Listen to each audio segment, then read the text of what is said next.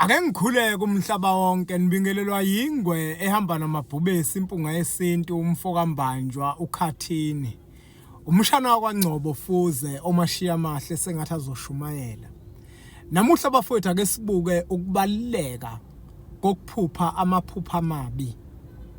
Abantu abaningi baba nothando lokuphupha amaphupha amahle kuphela. Abantu abaningi bajabula uma bephupha amaphupha akhomba inhlanhla namaphupho akhomba izinto ezinhle phezulu kwempilo yabo. Kodwa umuntu umeke waqala waba namaphupho amabi, aphatheke kabi, abone sengathi izinto zakhe azihambi kahle. Kanti ukuphupha amaphupha amabi akusho ukuthi izinto zakhe azihambi kahle. Kungenzeka ukuthi njengoba uphupha amaphupha amabi nje ingoba vele izinto zakho zihamba kahle kanjani.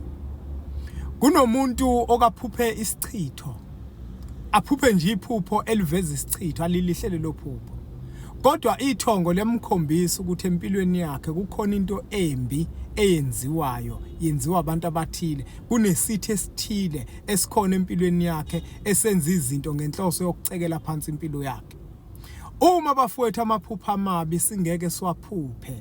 Bukhulu ubungozi obungasehlele empilweni esiyiphilayo sabantu ngoba amaphupha amabi asuke uwaphupha. Abantu abadala basuke bekukhombisa befuna ukukuqwashisa ngezinto ezenzakalayo empilweni yakho wena ongazazi.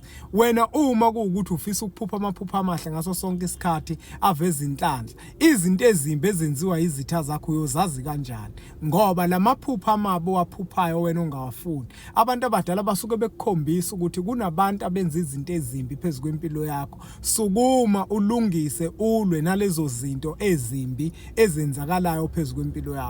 Uthola ukuthi mhlawumbe uphupha ingozi. Uphupha abantu bekudubula. Lawo maphupha abalekile kuwena ngoba uyakhonjisa ukuthi kukhona abantu abayizitha kuwe abafuna ukukucekela phansi empilweni oyiphilayo.